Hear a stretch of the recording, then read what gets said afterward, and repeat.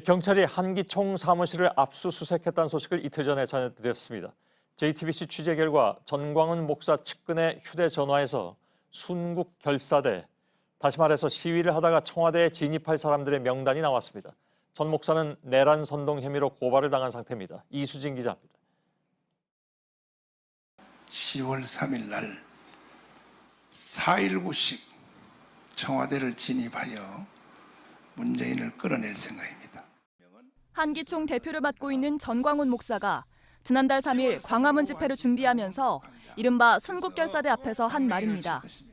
그다음에 이제 사다리 전법인데 사다리를 딱 놓고 버스 위로 올라가야 됩니다. 버스를 하여튼 뛰어넘어야 되니까. 순국결사대는 일주일 뒤 집회에서 실제로 청와대 진입을 시도했습니다. 이 과정에서 수십 명이 연행됐고 이를 저지하려던 경찰관이 다치기도 했습니다. 한기총의 내란 선동 혐의 등을 조사하고 있는 경찰은 지난 26일 사무실을 압수수색하는 과정에서 순국결사대 명단을 확보했습니다. 이를 바탕으로 폭력 집회를 누가 주도했는지, 고발된 것처럼 내란 선동이 있었는지를 조사하고 있습니다.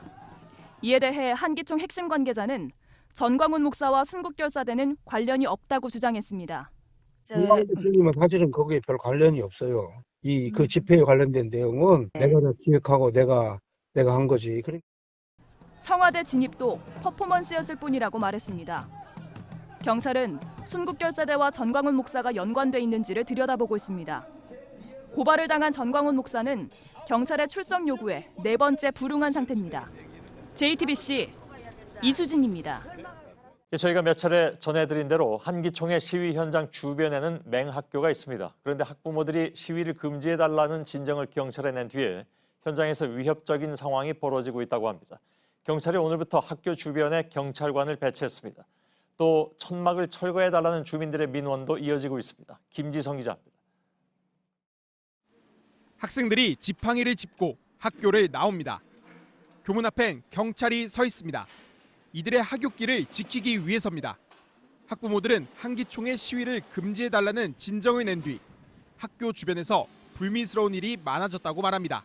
태극기를 좀 들고 다음에도 민원을 또 내면 가만히 안 있겠다, 혹시라도 누가 해코지라도 할까 여러 가지로 그 두려운 마음이 들죠. 참다 못한 학부모들은 오늘 국회에서 기자회견을 열고 아이들의 학습권을 위협하는 집회를 금지해달라고 호소했습니다.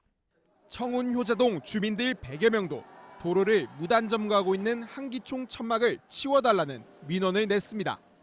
이거 여기만 지켰다니까 광화문하고 또 달라요. 법도 맨날 녹지거리예요.